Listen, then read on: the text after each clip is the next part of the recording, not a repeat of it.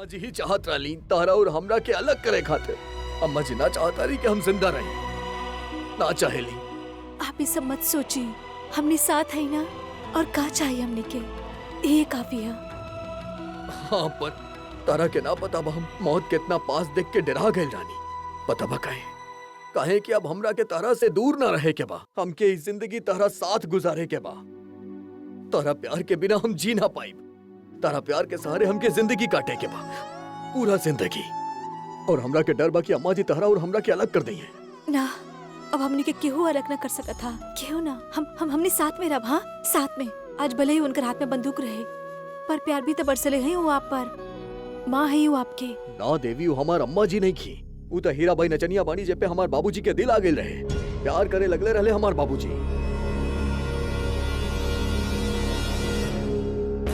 सिर्फ एक खातिर के हमार माँ हमार बाबूजी के बच्चा पैदा करके ना दे पावत रही। जब हमार अम्मा जी हमरा के पैदा कैली ना, तो हीरा भाई नचनिया से ये बात बर्दाश्त ना हो पाई, वो हमार अम्मा जी के मार देली, फिर हमार बाबूजी के मार देली और इल्जाम लगा देलस तारा परिवार पे, ताकि दुनिया के ही लगे कि दुश्मनी के वजह से हमार बाबूजी के जान गइल बा और जान लेवे वाला तहार परिवार बा और केहू ना। वो हमार अम्मा जी नहीं की।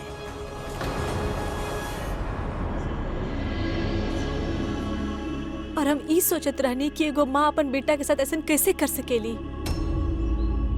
वो तो माँ है ही ना। पर कोनो बात ना, अब तो हमके सारा बात मालूम बना। अब वो कुछ ना कर पाई, तारा हमरा के अलग ना कर पाई, पूरा जिंदगी हमनी साथ में गुजारा। तू बस देख जा। वैसे भी हम बहुत अच्छा काम कर लेनी, जो वकील से मिल लेनी और वकील से बोल के सारा जायदाद तारा नाम पे कर देनी। अगर हमके हीरा बाई की असलियत पहले पता होत ना, तो जितना भी जायदाद बा हम ओकरा नाम होके ना देती, सब बदल देती। पर अब फिक्र करे के जरूरत नहीं है, हमने के ही सोचे के बाकी हमने यहाँ से निकले के कैसे बा।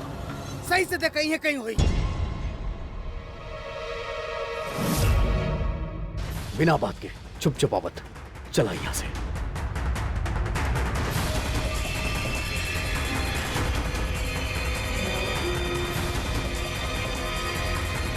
चला।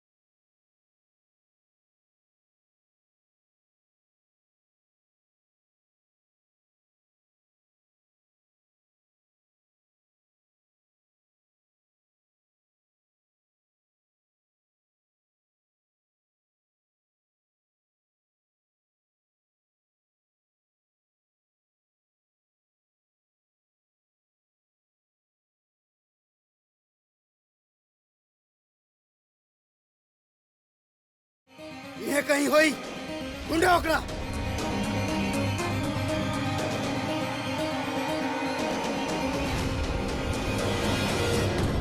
चल।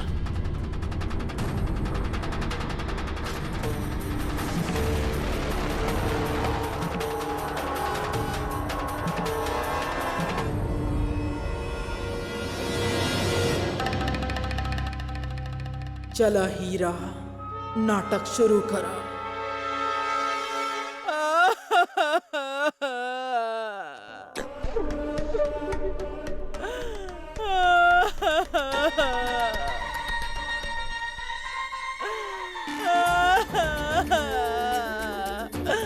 अरे उर्मी, बांसुरी, केसर, अरे उर्मी। का हो गई अम्मा जी? का भाई? का बताई उर्मी, हमार बेटा जी और ओकर दुल्हन देवी दोनों परलोक सिधार गए। अब हम अपन आँख से देखनी, हमारा आँख के सामने वो लोग खाई में गिर गए। अभी मेरी सुना हो गए, हमार बेटा जी के बिना कैसे जिया हम।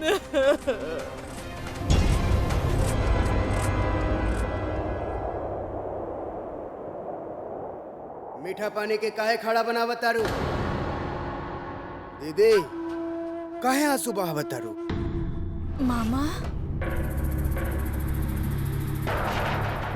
अरे जगबीर, तू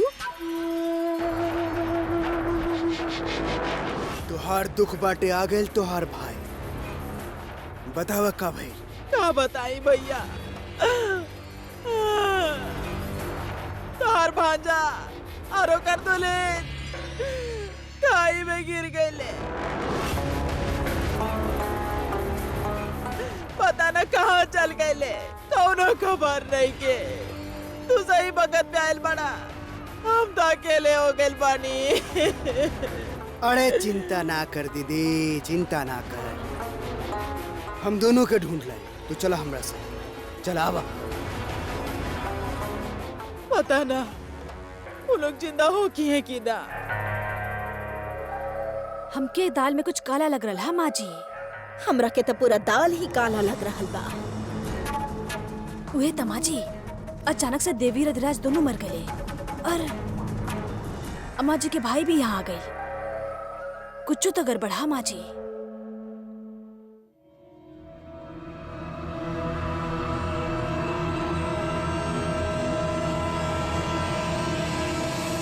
कहाँ चल गए दोनों? चला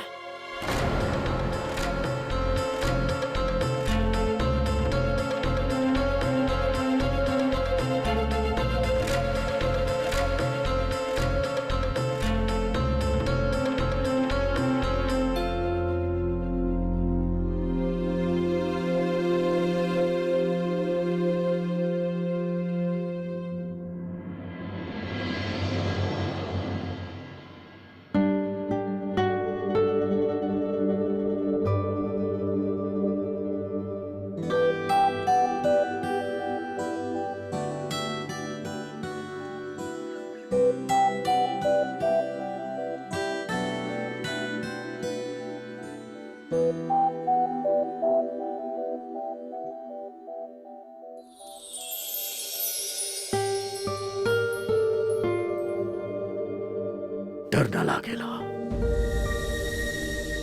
हाँ,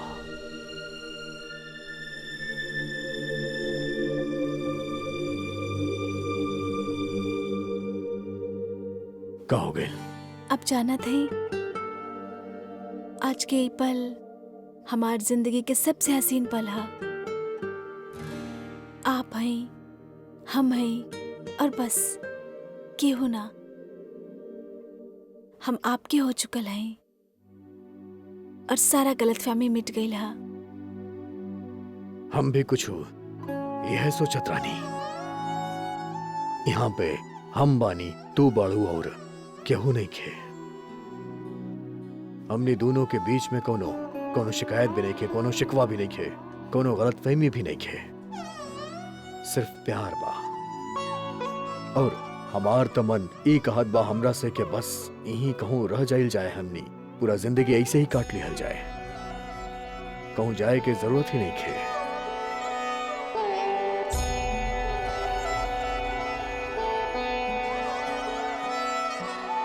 का भइल? वो दोनों मिलले सब एक के जैसन बड़े। चलो ढूंढल जाओ। पता न काहे हमार मन बहुत ज्यादा घबरात बा। हमरा के ई सब उकाबा के बचपन से आज तक दुखी दिखले बानी हम, और अब कबो केहू के बारे में अच्छा न सोचनी, ना अच्छा कहनी, ना औरन के साथ ना अपनन के साथ है। पर जब से तू आइल बाड़ू ना हमरा जिंदगी में, हमरा ऐसा लागेला जैसे बाहर आ गइल बा। जिंदगी बहुत ज्यादा खूबसूरत दिखेली हमरा के। और अब हम चाहेली कि तू हमार जिंदगी से कहूं ना जा, और हम तोहरा के जाए भी ना दे, कब्बो ना।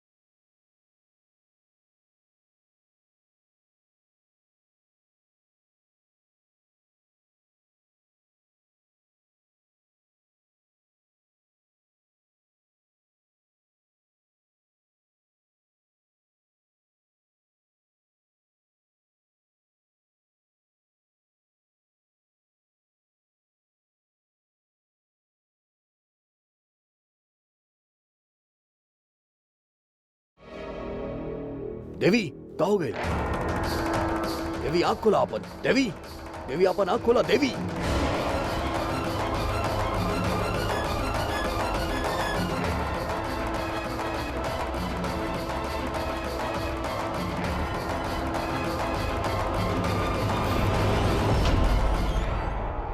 तू ठीक तो बाड़ू ना? तारा के चक्कर का है आयल? हम तो ऐसे ही कहले रहनी के कुछ बुरा ना हो के, पर इक्का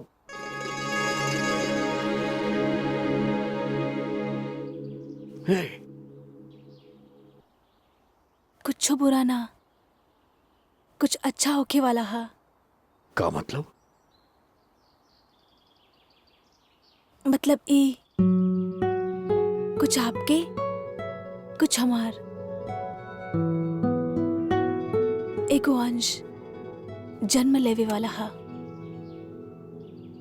डॉक्टर है, डॉक्टर की भाषा में ही बताई।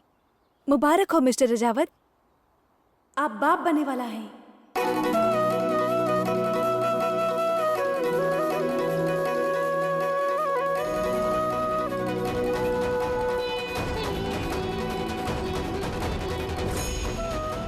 जूनियर अधिराज आए वाला हा। पर हमरा के ना जूनियर अधिराज ना चाहिए, हमरा के जूनियर देवी चाहिए।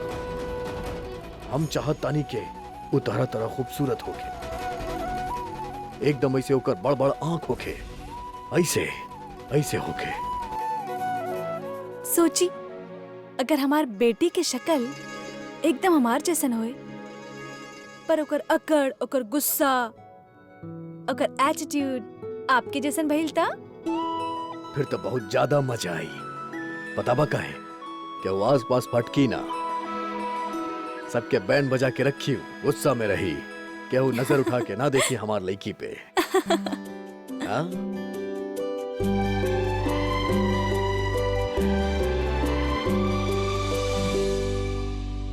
अब हमार जिंदगी में आंसू के कोनो जगह ना हा। अरे ई तो खुशी के आंसू बा। ऐसे कहीं होके ढूंढा।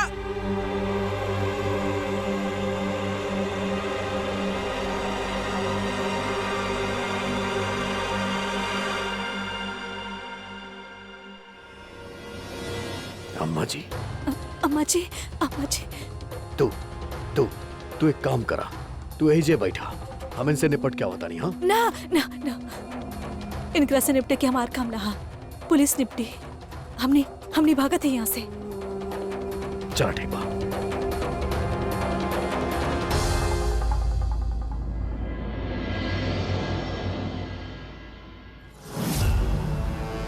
कहाँ चल गई ली लड़की? अरु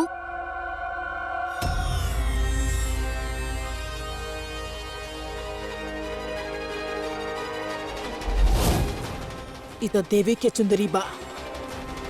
लड़की ऐसे कहीं होगी ढूंढा। ये सब तोहार वजह से भइल हा। ना तो तोहार अधिराज के साथ शादी होई की बात होई, और ना ही ये सब कुछ होई। का सब ना होकर, हाँ?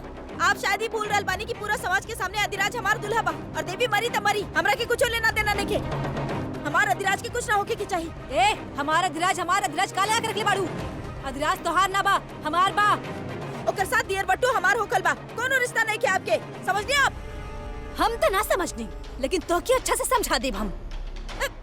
छोड़ो हमरा के। अरे अरे तू लोग, अरे का कर रहल बाड़ू तू लोग? अरे छोड़ा एक छोड़ दे दूसरे बाकी के। हमके। हटा छोड़ा। का कर रहल बाड़ू दोनों? काहे कुत्ता बिल्ली जैसा लड़त बाड़ू?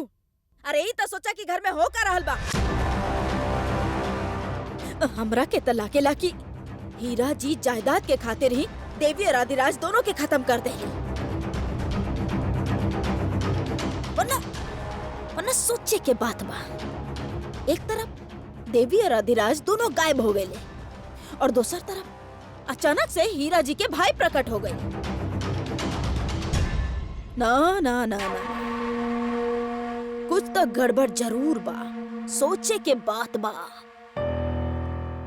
अरे वो हीरा जी बाड़ी कुछ कर सकेली, समझ लो।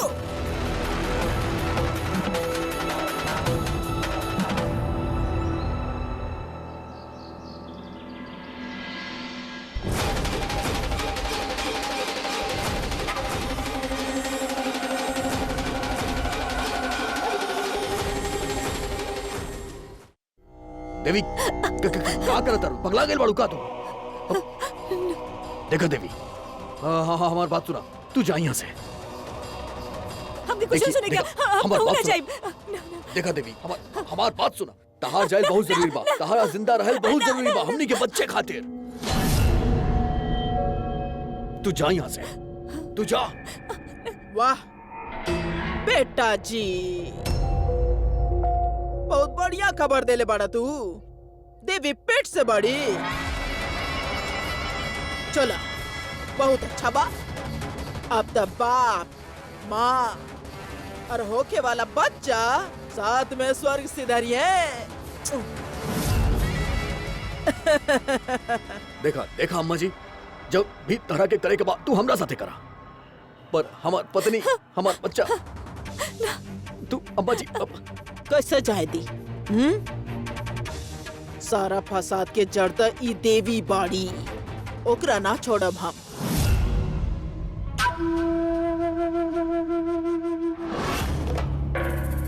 आजा जग्गू, देख ला तहर सौतेला भांजा और ओकर दुल्हन के। दीदी तोहार बहुत बड़ी निमन बिया, तबे तोहार बेटा ना लट्टू बिया एकरा पे। ओए! देख देख देवी, हमार बात सुना, तू जा यहाँ से। तारा के जाए के पड़ी हमार बच्चा खातिर। हम कहूँ ना जाइब। देखा देखा हमार, अरे जी रुक जा रुक जा रुक जा, प्रेम कहानी चलता। अरे बोला बोला बोला बोला बोला बोला बोला। देखा देवी, तू हमार बात माना। देखा तू जा, देखा तू जा, हम कहनी ना तू जा। ए दीदी देख रहा, बोला बोला बोला बोला बोला। मौत सामने बा और प्रेम कथा चालू बा। हम कहनी ना तू जा, तारा के हमार कसम बा, हमनी के होके वाला बच्चा के कसम बा, तारा के जाए के पड़ी। जा, हमार बच्चा खातिर जा।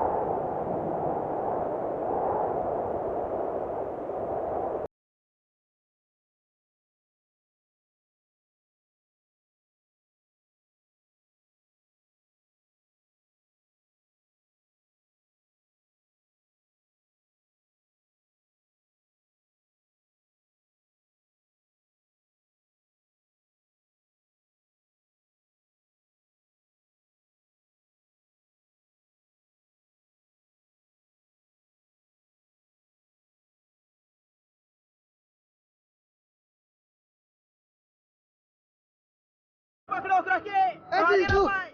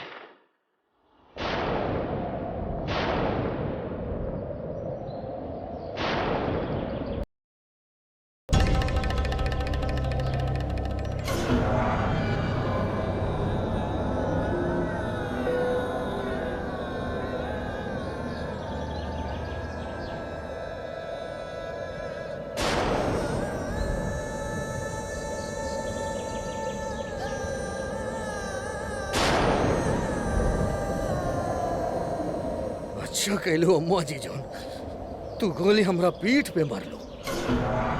अगर सामने मरले हो तू ना था, मां शब्द के मायना खत्म हो जात। तारा के हमार होके वाला बच्चा खातिर अपना आप के बचा के रखे बहुत जरूरी बा। तारा के ना हमार कसम।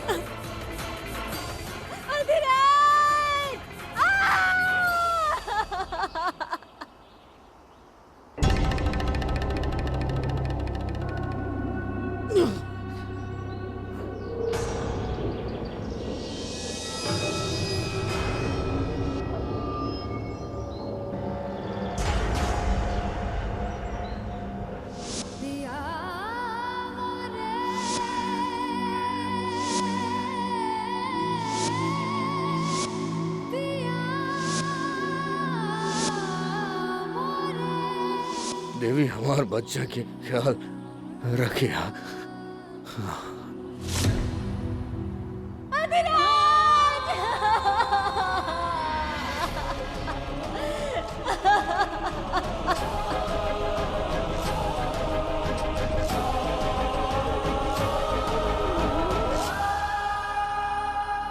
जौन तरह तहार मौत हो रहल बा वही तरह तोहार दुल्हन और होके वाला बच्चा के भी होई।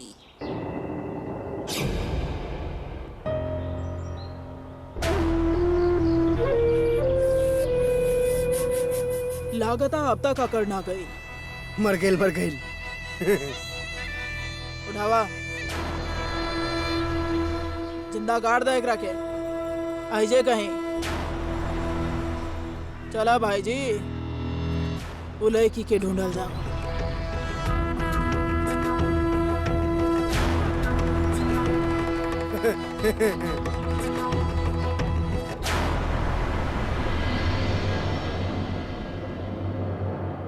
ये सब अचानक कैसे हो गए हीरा जी? कैसे बताई? का बताई? बदकिस्मती बता के थोड़ी ना आवेला। हमार बेटा जी और ओकर दुल्हे खुशी खुशी बाहर जात रहले। वो का कहेला अंग्रेजी में हनीमून मनावे जात रहले, और हमार बेटा जी के गाड़ी काई में जाके गिर गए। झूठ बोल रहल बाड़ी औरत।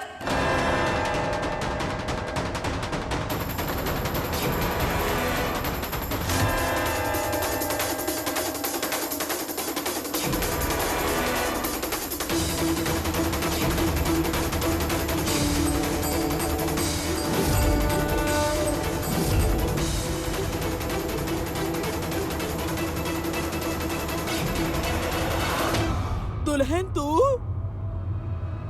जिंदा बाड़ू?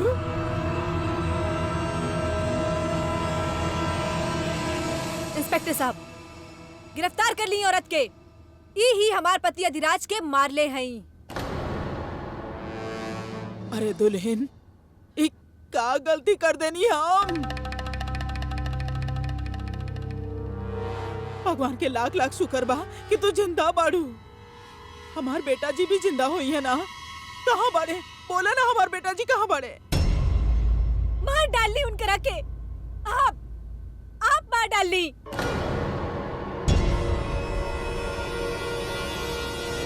ये कैसन बात कर रहल बाड़ू दुल्हन?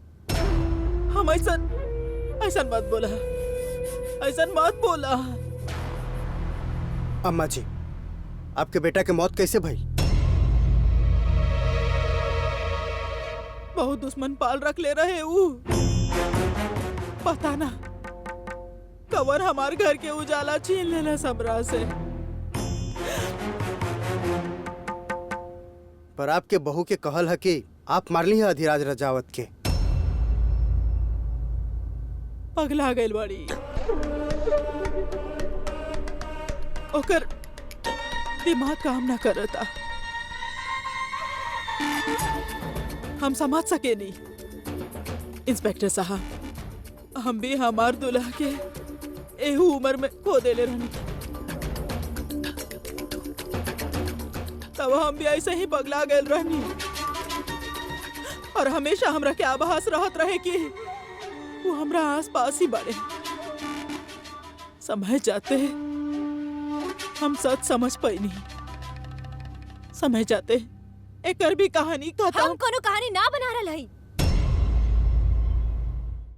ही मारली है हमार पति अधिराज रजावत के। इहे मारली है। देखनी ना इंस्पेक्टर साहब कैसन बात कर रहल बाड़ी। अभी ये भी बोली कि हम हमार दोसर बड़ बेटा मुकुंद के भी मारनी। हाँ, मुकुंद जेठ जी के भी इहे मार ले रहनी। ये औरत कुछ भी कर सकेली इंस्पेक्टर साहब। आप इनकरा गिरफ्तार कर ली।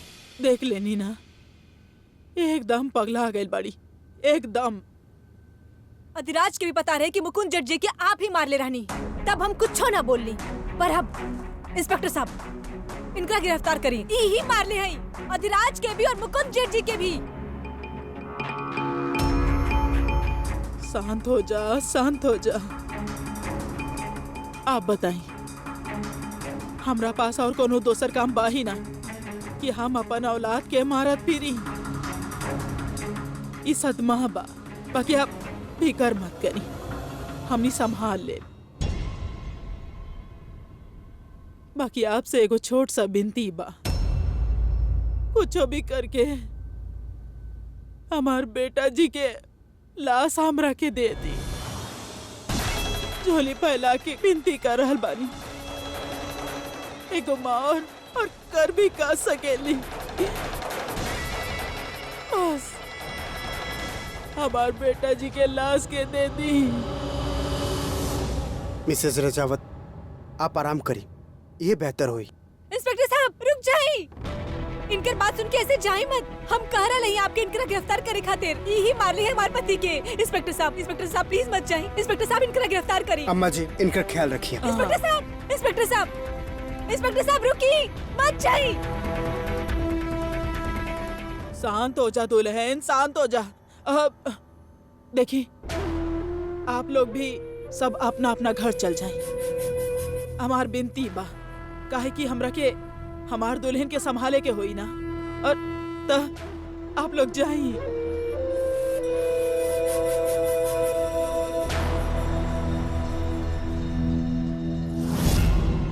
अब बतावा, का सुने के बात तारा के हमरा से कि हम तोहार अधिराज के मार डालनी, तो मार डालनी।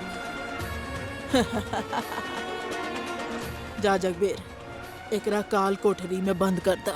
ना ना ले जा। चलो चलो। छोड़ो ना। चलो चलो। आवा चलो। और तू लोग सब एक बात कान खोल के सुन ला। तू लोग में से केहू भी जबान खोलस तो ओकर भी उहे हाल होई जौन अधिराज के भइल बा और देवी के होखे वाला बा। समझ गए ला?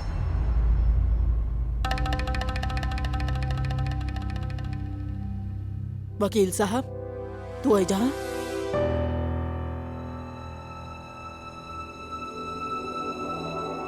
अम्मा जी नमस्ते। हम यहाँ आजाधिराज राजावत के नया वसीयत लेके आए हैं। नया वसीयत हम्म। कब बनैलस? का लिखल बा में? जी परसों हमारा ऑफिस आयल रहे और वो वसीयत भी बदल ले और ओकरा नोटरी में अटेस्ट करे खातिर भेजवा भी देले और एगो शील्ड कॉपी कमिश्नर ऑफिस में भी भेजवेले। ये सब ठीक बा, बाकी का लिखल का बा वसीयत में? हम अधिराज राजावत अपन सारा जायदाद के वारिस देवी और ओकर होए वाला बच्चा के बनावत है।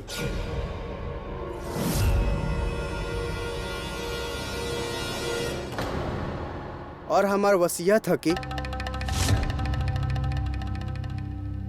अगर वो देवी और ओकर होखे वाला बच्चा दोनों ही ना रही त का होई? भगवान न करे ऐसन हो। तहर भगवान के प्रार्थना तू जाके करा।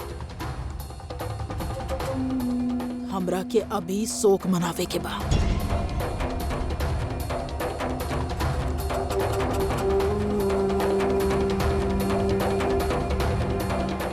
जगू,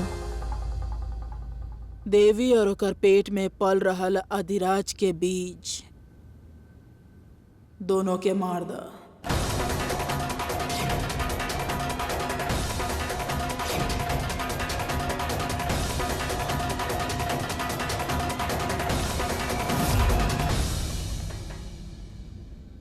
चलल गोरी पिया मिलन के चलल, अधिराज तक गइल, देवी भी मरन के चलल।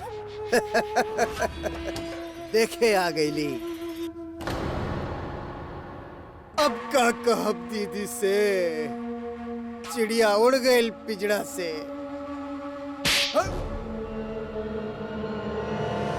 कह कैला तू? लड़की के कमरा में डालला और हाथ पैर तक न बंधला। हम समझ ली। देखा, अगर वो लड़की ना मिली ना तो हम तहार। अगर हम ओकरा ढूंढ न पैली दीदी, हमार कान में डाल दिया पिघलल शीशा।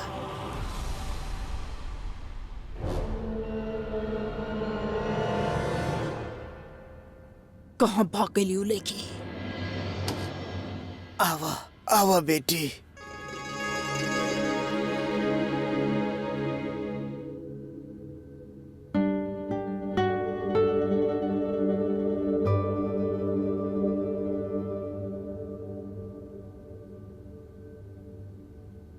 ला बेटी पानी पिया। बेटी आप यहाँ आराम से रही, जब तक जी करे तब तक रहा।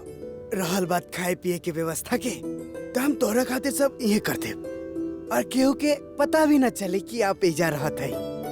काका बहुत बहुत शुक्रिया काका। धन्यवाद के जरूरत ना है बेटी। तोहार पति के हमरा ऊपर बहुते एहसान बा, जेकरा हम अपन जान दे के भी ना चुका सकत हई। सच काका, बहुत ही अच्छा इंसान रहले हो। मुझे अच्छाई कमाइले,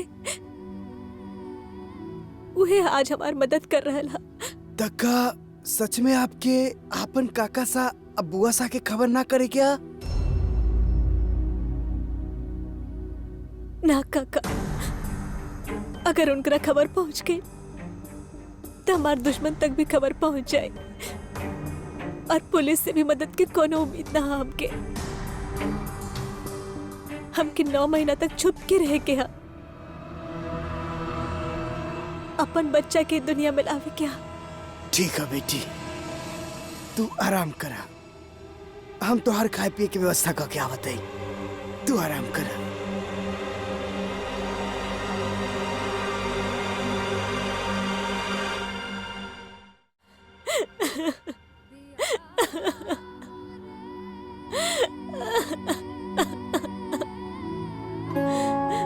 अधिराज,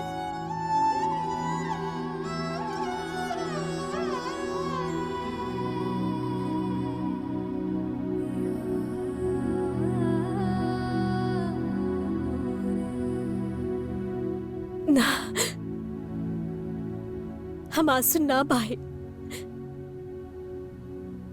हमके हमार और अधिराज के बच्चा के, अधिराज के अंश के इस दुनिया में लावे क्या?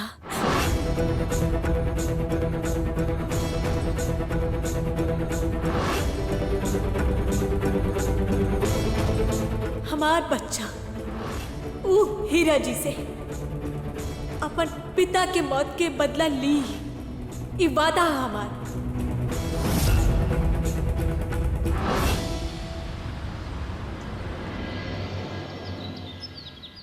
इतना महीना हो गई, रोज मुंह उठा के आवेला और मनहूस खबर देवेला। पता ना कहाँ चल गई ऊ लड़की। आसमान खा गई कि जमीन निगल गई।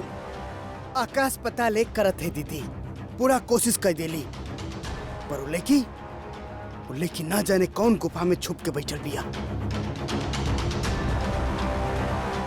पर तू चिंता मत कर, हम ढूंढ के रहब।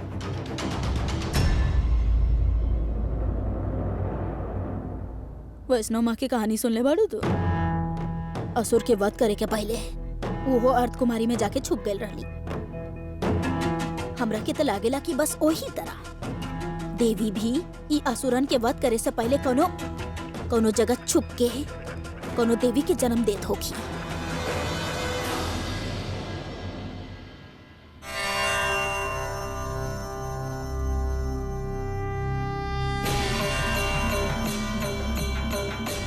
हे माँ, जहाँ इतना हिम्मत दे ले हैं, थोड़ा हिम्मत और देता। बस अब आजकल में हमार बच्चा जन्म लेने वाला, फिर हम सबके सामने आए, हीरा जी के सच सबके सामने लाए, और फिर हमार अधिराज के कातिल के सजा मिली। साहब जी वो छुपा के रख ले बा, ओकरा घर में बा। पकड़ा पकड़ा बेटी, बेटी भाग जा बेटी, सब आगे ले, भाग जा बेटी, भाग जा, तू भाग जा बेटी।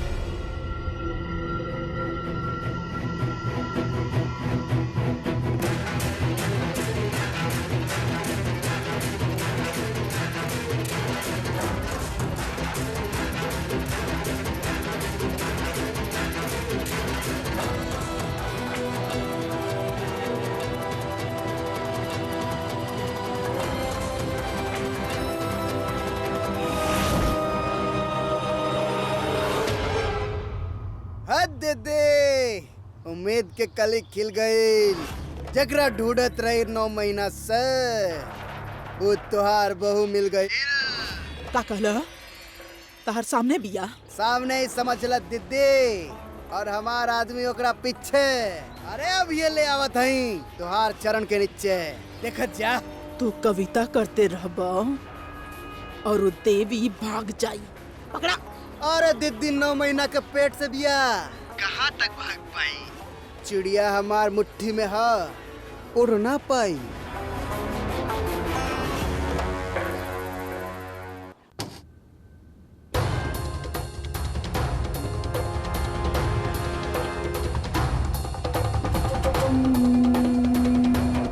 अरे कहाँ गई?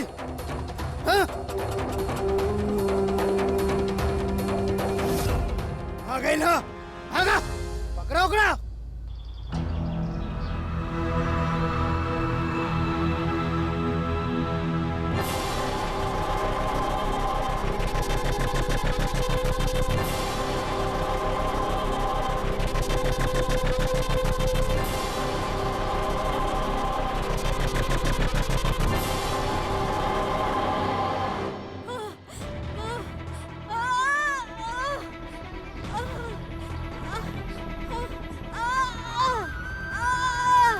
देवी माँ, हिम्मत दमा। अरे बहन, चला चला, अरे जल्दी आओ जल्दी आओ। अरे बहन, तहार तो पूरा महीना चढ़ल बा, जल्दी ले चला एकरा के। धीरज रखा बेटी, धीरज रखा, जल्दी चला। अरे सब सामान लेके आवा, ऐजे पे जल्दी करा।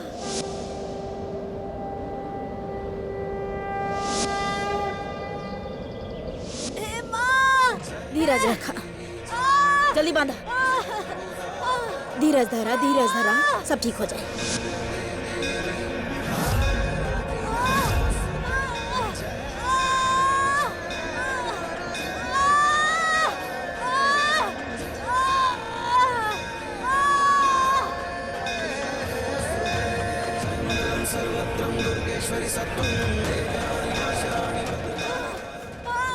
हे देवी माँ,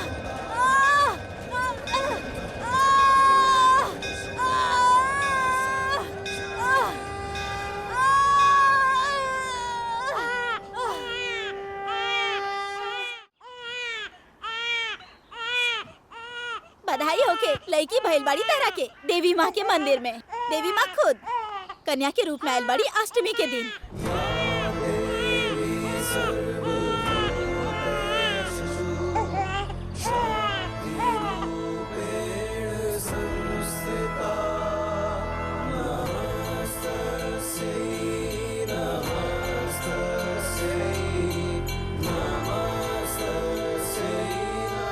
बहुत बहुत शुक्रिया देवी माँ। आप ही की वजह से आज हम एक नई दुनिया में ला पैनी है। ये हमार और अधिराज की बच्ची है, हमार अंश, हमार देविका। आज हमें कर नाम देविका रखा थे।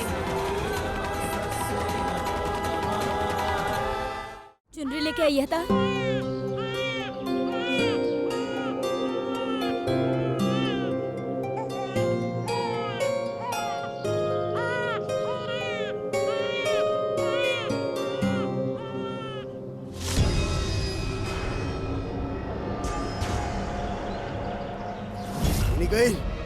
गईली ई कैसा ना बाजबा। हमके हमारे बच्चे की मार डाली है। तू लड़की के लेके जा, हम देखा तानी ई लोगन के।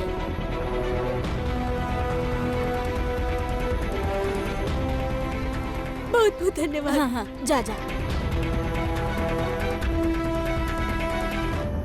वहाँ का हो रहा? चला देखा था का हो रहा यहाँ। कुछ होता ना।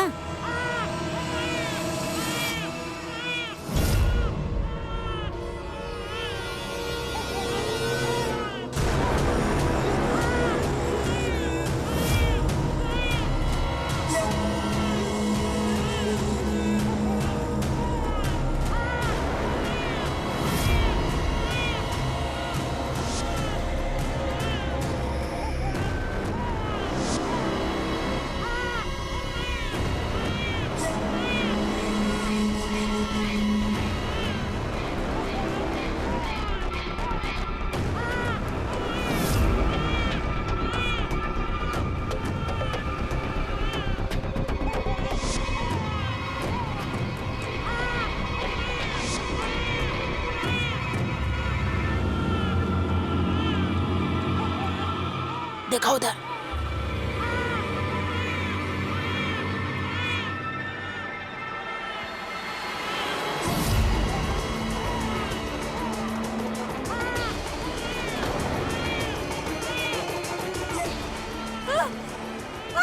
अरे देखावा जग्गू, बेटा जी के बच्चा के तो देखावा। लावा लावा लावा लावा लावा हम कर देता। अरे दा छोड़ो, रुका न तो ऐसा ही मार डाला। बताओ दीदी, अब एकर का करी? तू कहता आग से जला दी। ना ना ना ना, जला दा आग से। अरे ये तो लक्ष्मी पिया। जला दा आग से। ना ना तेरे नाम पे वसीयत कैले बाना, ना रही लक्ष्मी और ना मांगी हमरे से लक्ष्मी। ना अम्मा जी ना, अम्मा जी ना, अम्मा जी ना, हम आपके आगे हाथ जोड़े थे अम्मा जी। हमारे बच्चे के छोड़ दी अम्मा जी, हमारे बच्चे की छोड़ दी। वो हमारे अधिराज की आखिरी निशानी है अम्मा जी। हमारे बच्चे के छोड़ दी, हमारे जान ले लिया। जे करे क्या करी, हमारे बच्चे के छोड़ दी अम्मा जी। अम्मा जी, हम आपकी जान में चले रहने एक दिन औकर वास्ते अम्मा जी छोड़ दी हमारे बच्चे के, छोड़ दी। अरे अच्छा भैली याद दिला देली ना मरिया। अरे ई ता हमार जान बचैले बाड़ी, हमरा के नया जीवन देले बाड़ी ना। जगू आग से मत जलैया, मत जलैया, ऐसे नीचे फेंक दा। जा वाह दीदी वाह, का तू खूब कालू। ई लड़की के खाई से फेंके के ही सही। हमारे बच्चे के छोड़ रोका। हमारे बच्चे के छोड़ना, हमारे बच्चे के छोड़ना, छोड़ना। देविका, छोड़ दो हमारे बच्चे के।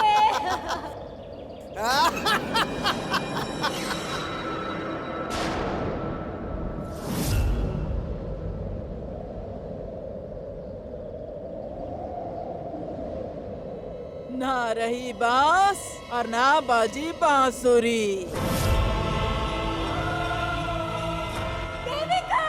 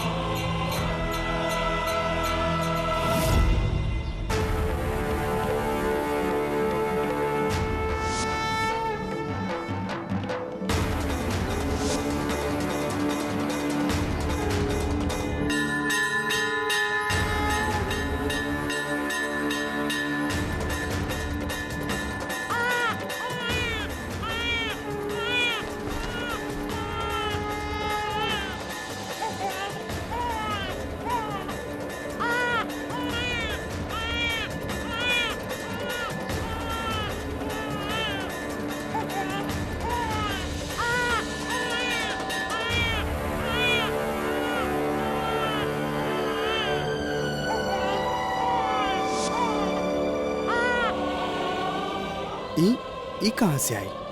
ये बच्ची बाड़ी। बच्चिया? हाँ। अद्भुत, चमत्कार हो गए। बहुत साल बाद तो दोनों पति पत्नी तो बच्चे के खातिर पूजा के लिए रहला ना। और आज साक्षात देवी माँ तुहार घर में पधार ले पिया। जय माता दी।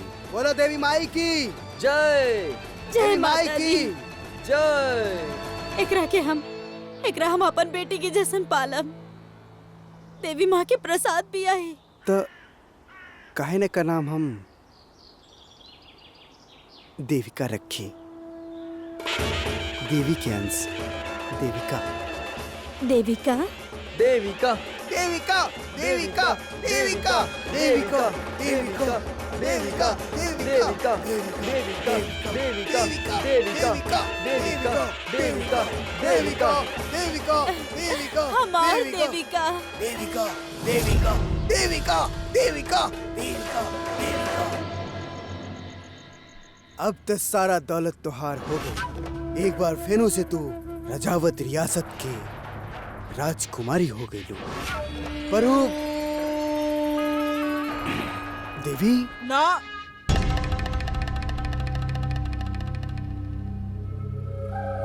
उ लड़की के नाम कौनो हमार हवेली में कबो न ले। बाबू साहेब, वकील बाबू आयल बड़े। चला जग्गू,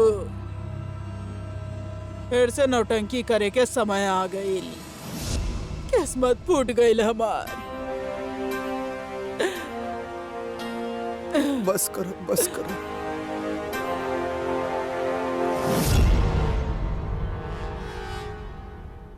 नमस्ते अम्मा जी।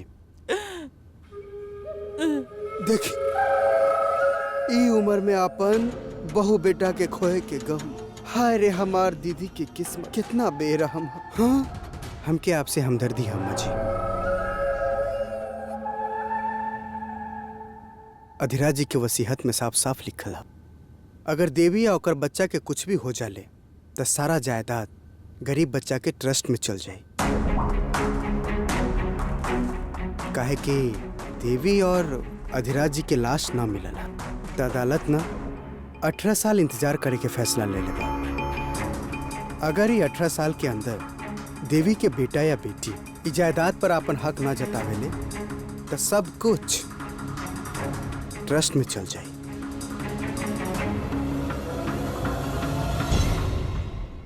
हम तो हमार बेटा जी खो देनी, बाकी ऐसन काहे कर ले हमार बेटा जी? अपन माँ के बारे में सोचले तक ना। अब का करब? घर कैसे चलाए? दुल्हन सबके कैसे संभालब? कैसन हालत में आ गई नी हमने। ना ऐसा बात ना है। अधिराज जी एगो आदर्श बेटा रहे, वो सबके बारे में सोचले बारे। उनका बाद उनकर कंपनी के उनका मैनेजर चलाए और हर महीने आपके घर चलावे खातिर 50,000 और आपके बहू केसर के अपन बच्चा के पाले खातिर 50,000 रुपया मिले। बच्चा पाले के 50,000। अधिराज जी चाहत रहले उनकर आवे वाला पीढ़ी के पढ़ाई में कोनो दिक्कत ना होके। देखला हमार बेटा जी कितना महान रहे। घर खर्चा के खातिर 50,000 हाँ। और पढ़ाई खातिर भी 50,000। हमार बेटा जी चाहे अनपढ़ रहे, बाकी वो चाहत रहे कि प्रजावत खानदान के हर बच्चा पढ़ल लिखल होखे। यही से केसर दुल्हन के बच्ची के बारे में सोच के 50,000 दिए के तय कैलस। कहाँ चल गए हमार बेटा जी? हम सच कही, हमार केसर दुल्हन इतना दानी बाड़ी ना, वो सचमुच धनी बाड़ी। देखिए हम हर 6 महीना में धानी के पढ़ाई के खबर ले पे आए। आप और केसर जी कागज पर साइन की थी और हम पैसा दे देते हैं। केसर दुल्हन आवा। इली अम्मा जी। लावा धानी के हमरा के दा।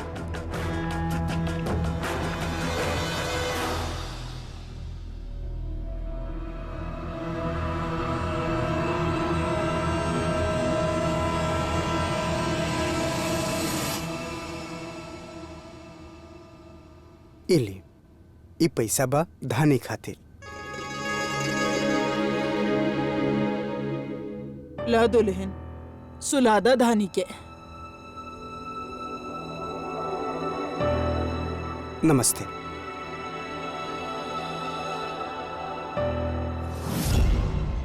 जी करोड़ मंगले रही, मिलल 50,000 के दान। अब कहाँ से लाए देवी के संतान?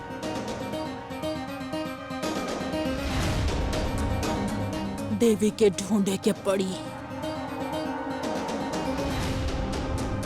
चाहे कहीं भी होके, पाताल में भी होके, तब बाहर निकाले के पड़ी।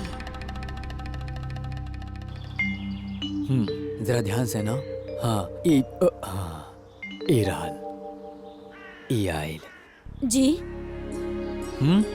जी तनी 2 मिनट एकरा गोद में उठाई ना, हम बाजार से सामान लेके आवतानी। अब 6 महीना डेरा एजे बना, सामान ले आई ना। लाजो हम बंजारन के कोनो ठिकाना थोड़ी ना होला। तू तो जाने ली, अगर धंधा ठीक न चलल तो महीना 2 महीना में डेरा बदले के पड़ी। जाही विधि राखे राम। ली हम सामान लेके आवतानी।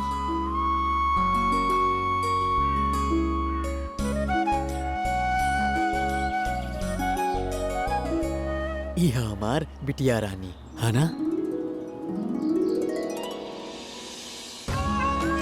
बहुत काम पड़ल है अभी तक। अच्छा काम करा, तब तक तू आराम कर ला, हम कुछ और काम कर लेते हैं।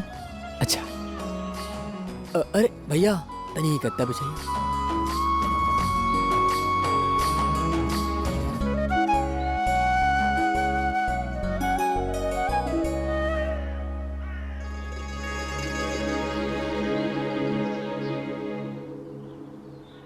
तू यहाँ आराम करा है ना।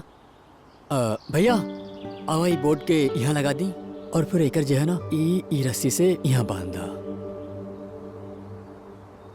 ईका देविका के आप जमीन पे रख देनी। देवी के प्रसाद बिया एकरा जमीन पर ना रखल जाला। देव अरे लाजो ये हमार बच्ची बाड़ी, एकर हम इंसान जैसन पालब। ना जी ना, आसमान से आयल बच्ची चमत्कार हो खेली। देवी के प्रसाद बिया, आप कुछ भी बोली, हमरा खातिर तो देवी जैसन ही रही हमेशा। देखी देखी कैसन सुतल बाड़ी जी। झूला बना दी, हाँ अच्छा से सूती। अच्छा चला हम बनावत है। चली लाजो हमार बात समझा, अगर ऐसन मान के एकरा पालबू ना तब बड़ होके नकचढ़ी बन जाई, और अगर कहीं ज्यादा नकचढ़ी हो गई ना तो एकरा कोनो अच्छा लड़का भी ना मिले।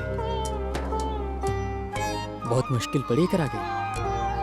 ई खातिर तोरा के सर पे चढ़ के बैठी, ई खातिर एकरा आम इंसान जैसन पाला।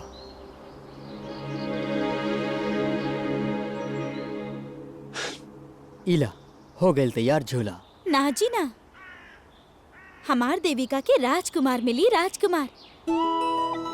और रहल बात एकर जिंदगी में आवे वाला मुश्किलन के, तो ओकरा दूर करे खातिर हम और आप बानी ना। और देवी माँ भी तबाड़ी हा की ना, है ना हमार देविका। ईका बा वकील साहब, ये रहल आप लोग के झूठ। आप का समझ ले रहे हमके धोखा देब? केहू भी बच्चा के लाके अधिराज जी के बच्चा बना के पेश करबा और हम मान जाए? अधिराज जी मरे से पहले अपन डीएनए सैंपल दे गेल रहले। अभी मसला का है, ई बला का है, डीएनए के जरिए हम कोनो भी बच्चा की पता लगा सकीले कि अधिराज जी के संतान है या ना। देखी ये आप लोग के पहला गलती रहले, ये खतरा माफ करत है। एक आदमी पिछला बार ऐसे ही हमके धोखा देवे के कोशिश कैले रहे और ओकरा हम जेल भेजवा देले रहे। ये पैसा जो है ना बहुत बुरा चीज होला, लोग से बुरा बुरा काम करवावे ले, लेकिन लोग बुरा काम ना करे ये खातिर हम सब रहिले। सुन लेला कैसन मूर्ख से पाला पड़ल बा। केकर बच्चा लेके आयल रहला तू?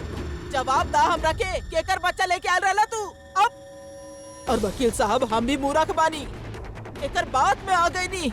सच मान ले ली कि वो हमार बेटा जी के बच्चा बा। अरे इतना प्यार देनी वो बच्चा के। सुन लेला तोहार वजह से हमारी इज्जत गई। वकील साहब ले जाई एकरा के जेल में ले जाई।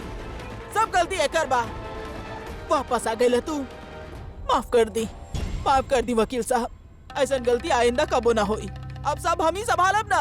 अब अगली बेर देवी के असली बच्चा मिल जाए ना तब भी इन्फॉर्म करब जी। ऑल द बेस्ट। अरे सुनी वकील साहब, ये मर गई नहीं। एगो मौका रहे ऊ भी गईल। कहाँ ढूंढब देवी के बच्चा के, अधिराज के बच्चा के? भगवान, अभी ये गाड़ी के बिगड़े के रहे। पता ना कितना चले के पड़ी और कब जाके दोसर सवारी मिली। कौन सा रास्ता से लेके आयल बाड़ा तू हमरा के? पता ही ना चल रहल भाई। ना जाने कौन रास्ता कौन मंजिल तक ले जाई, अगला ही पल का दिखाई। तहारी कविता हमार दिल न भरी।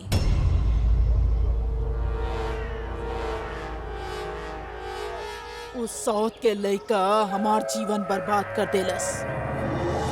काश ओकर और देवी के लड़की के हमार लेना होती।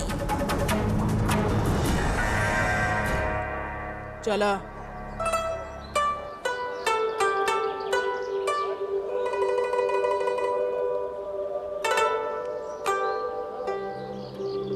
हमरा के ना प्यास लागल बा। अब तो हर दीदी थक गई बाड़ी। इतना कड़ा धूप बा, कितना चले बा? अरे जिज्जी तनी चल लेल करा, धूप सेक लेल करा। ये उम्र बा हमार धूप सेके के।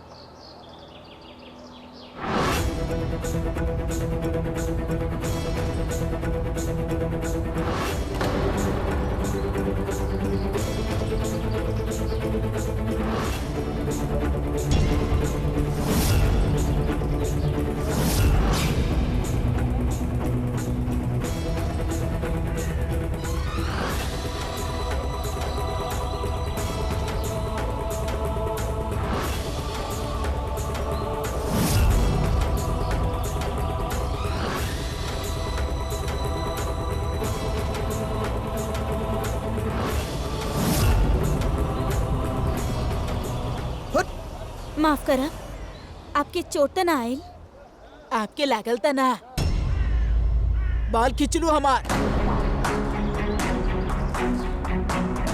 लड़की जनमा ले लू, बाकी ध्यान ना रख सकेलू तू। का कर रहल बाड़ी, कहाँ हाथ जा रहल बा? लागल त ना। छोट बड़ी, ओकरा का पता, चुंदरी खींची तो बाल भी खींच जाई। माफ कर दी। बात करेली। चलो चलो चलो चलो।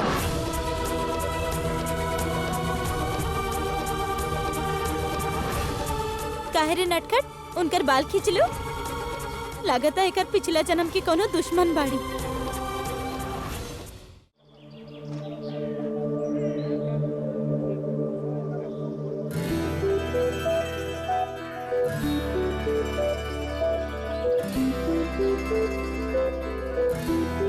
अरे ना ना ना ना ना, देविका माँ दे दो ना, करे दा ना, दे दा बेटा।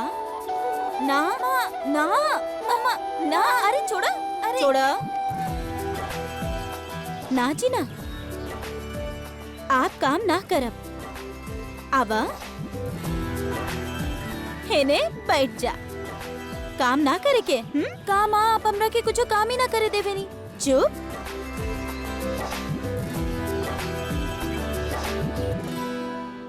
बाबा हम आपके कुछ मदद करी, माता हमरा कुछ काम ही ना करे देवेली। अरे ना देवी ना, तोरा से काम करा के तोहर माई से डांट सुने के है काम के। तू बैठा, ठीक है, हम आवत हई।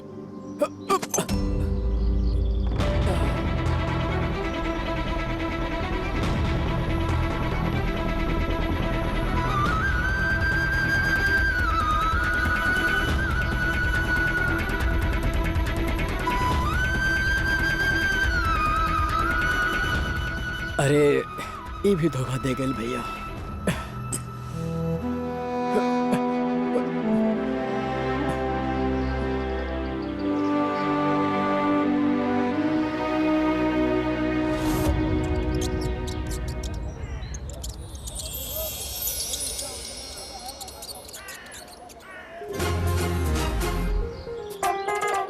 हमार छोटू, भूख लागल बका तारा के?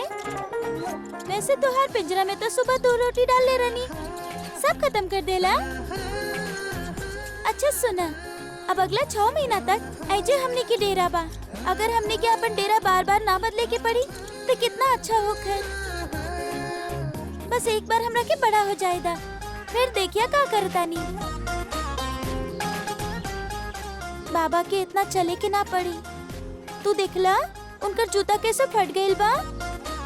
वैसे जूता के इंतजाम तो अभी भी कल जा सकेला। का बोलेला, चली? हमार माँ बापू हमरा के देवी के प्रसाद कहेले, बाकी हम उनकर एक भी मदद ना पावे नी। बाबूजी के जूता फट गइल और हम कुछो ना कर पैनी। वो जूता कितना अच्छा रहे ना छोटू, पर 1000 रुपया के रहे और इतना पैसा तो हमरा पास बा ही ना। कहाँ से आई पैसा? अरे भाग जा यहाँ से, गाड़ी के मत छुओ। चलो चलो।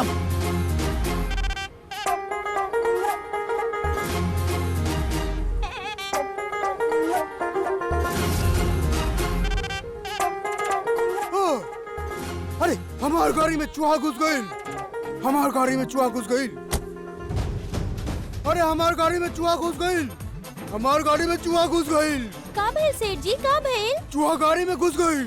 ओहो, आपके एजा पर गाड़ी के शीशा खुला ना छोड़े के चाहत रहे। एजा पर बहुत बड़ा बड़ा चूहा बड़े। अब हम का करी? हमरा चूहा पकड़े में बहुत मजा आवेला, हम ओकरा के निकाल सकेनी। अरे देखत का बारू निकाले ना। 1000 रुपया लागी। हाँ, दे दे हम। दे दे बना अभी दा, हम केहू पे भरोसा ना करेनी। हाँ, ये लो।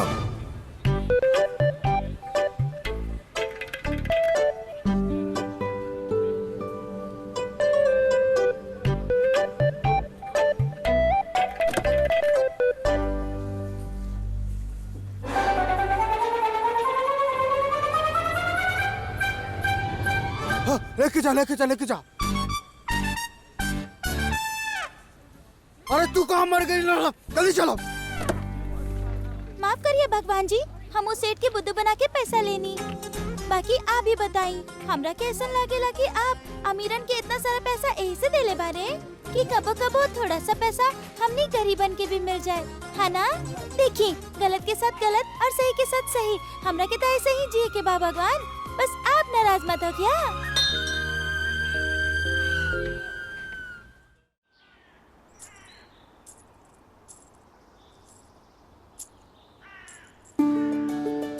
अरे सोचिए हम आपके खातिर का लाल बनी। हाथ आगे करें और आंख बंद रखिए। अच्छा चला, हाथ आगे कर देनी।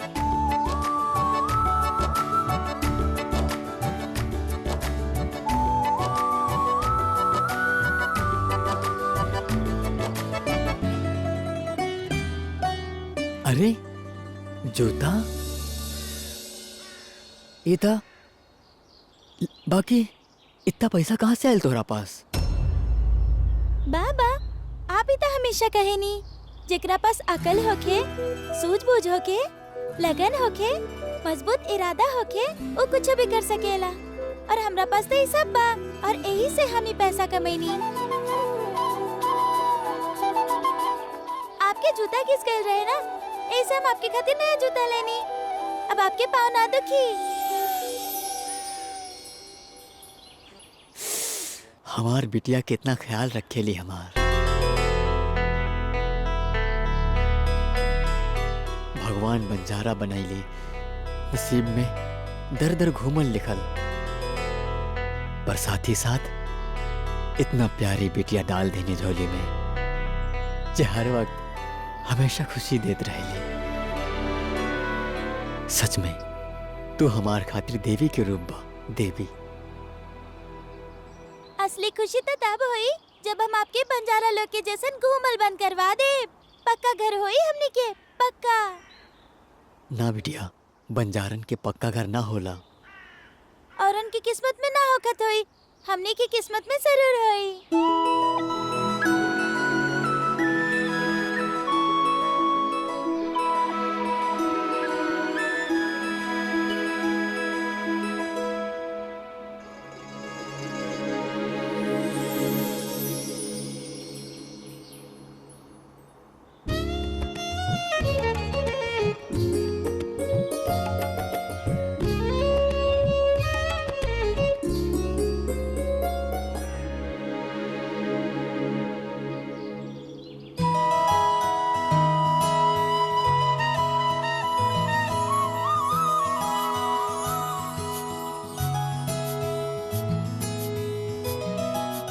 ई रहल 10 रुपया, हम ई डब्बा में पैसा भर देब तनी तनी करके, और फिर जब ज्यादा पैसा हो जाई तब हमनी एगो पक्का मकान खरीदब।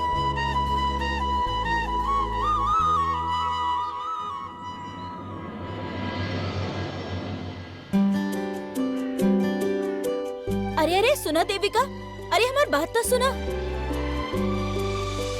ई लड़की के ना पैर में चक्का लगल बा, एक जगह टिक के बैठ ही न सकेली। जैसन जैसन बड़ा हो जा रहल बड़ी, वैसे वैसे एकर शैतानी भी बढ़त जा रहल बा। अरे कहूँ शैतानी करे ना गइल होई, अपन बाबा के मदद करे खातिर गइल होई उ। का आप फिर ओकरा केहू काम से भेज देनी? आपके कितना बार कहनी, वो देवी के अंश बाड़ी, ओकरा काम मत सौंपी। बाकी लड़की से वो काफी अलग बाड़ी। आप ना सुनब ना हमार बात।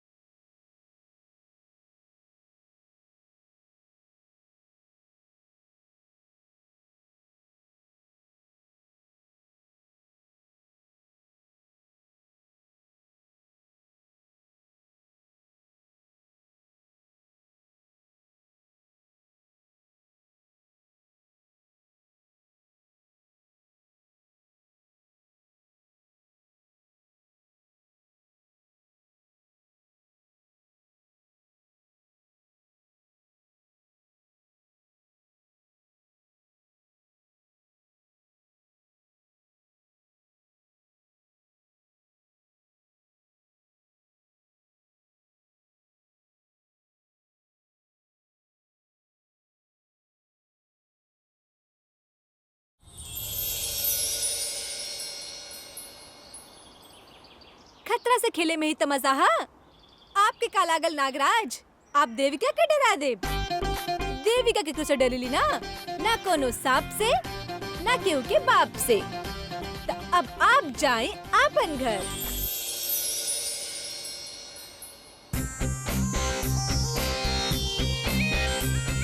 और ई जड़ी बूटी दिलाई हमके आपन घर। हाँ, ये तस्वीर का देखत बाड़ू खड़े खड़े दीदी। 18 साल पूरा हो गए, अब खाए के परी मुंह के दीदी। ट्रस्ट में चल जाई सारा के सारा दौलत, और वकील ना दी हमके तनी सा भी मोहलत।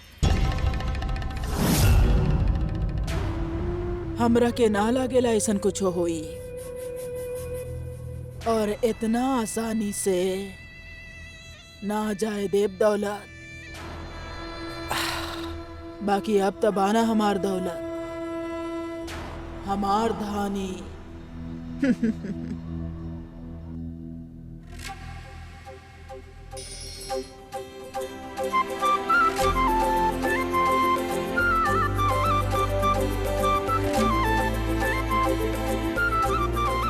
कहा दादी, आप ऐजा पर हम पूरा घर में आपके ढूंढ के आयल बानी।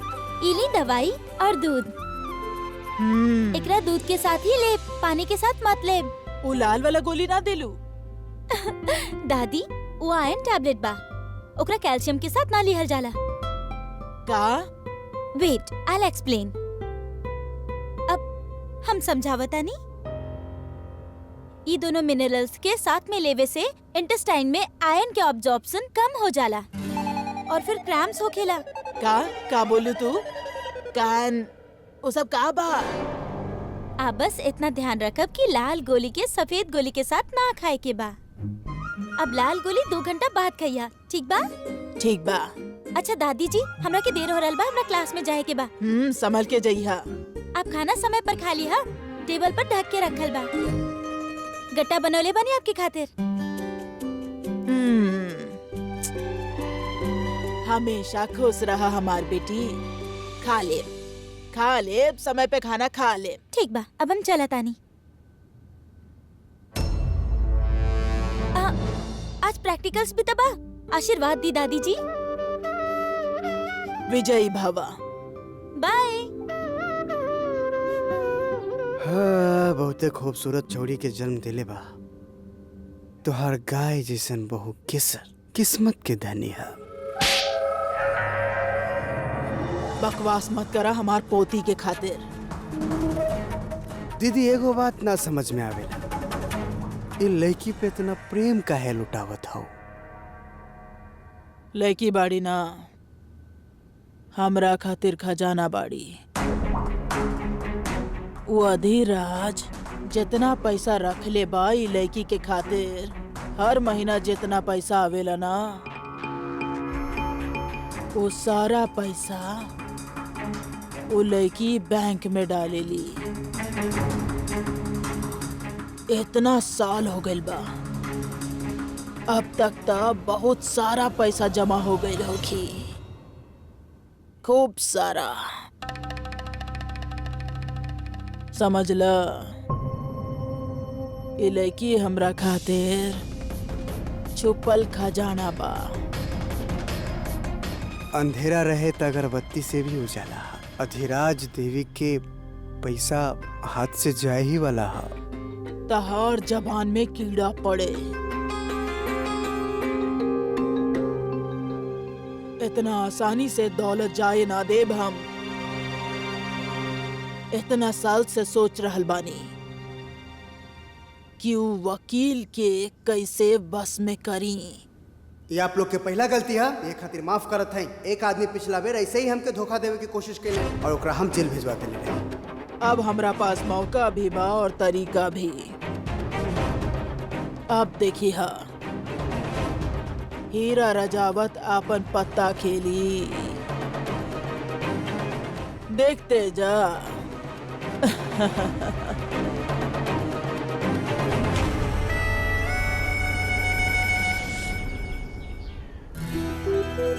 गईली गुल्लक में 300 रुपए और। ऐसे आप और कितना पैसा जमा कर लेनी? जितना बार गिने नी उतना बार इहे पता चलेला कि बचत कम भइल बा और मकान के दाम और बढ़ गइल बा। उम्मीद पे दुनिया कायम है माँ। तो देखिए 2-3 महीना में मकान लायक पैसा जरूर जमा हो जाए। अगर आप तय कर ही ले बानी तो ऐसन हो ही जाई। आप तो हमार देवी माँ बानी, आपके भूख लागल हो की ना, खाली चली। ना ना ना माँ, काहे? अभी ना खा सकत है अभी। हम के अभी चुनिया खबर देले बाड़ी कि पैसा कमावे के को बहुत ही बढ़िया मौका है, तो हम तो चलनी। अरे बाकी देवी का खाना तो खाला। बड़ा हंसी आ रहल बा आपके। हम सुन ले बानी आपके बेटी सांप के टीला से बूटी लेके आयल बाड़ी। अरे शेर बाड़ियू शेर, तभी त देवी माँ ओकरा हमार झोली में डलले हैं। ई देखा कितना मदद करेली हमार काम में। ज्यादा मोह मत बानी ओकरा से। बेटी बाड़ी सयानी हो गई बाड़ी, ओकर शादी के बारे में सोचे के पड़ी। अरे कोनो दिखाई त दे, कितना सुंदर बिटिया देले बानी देवी माँ। ओकरा खातिर त कोनो फिल्म के हीरो ही ढूंढे के पड़ी।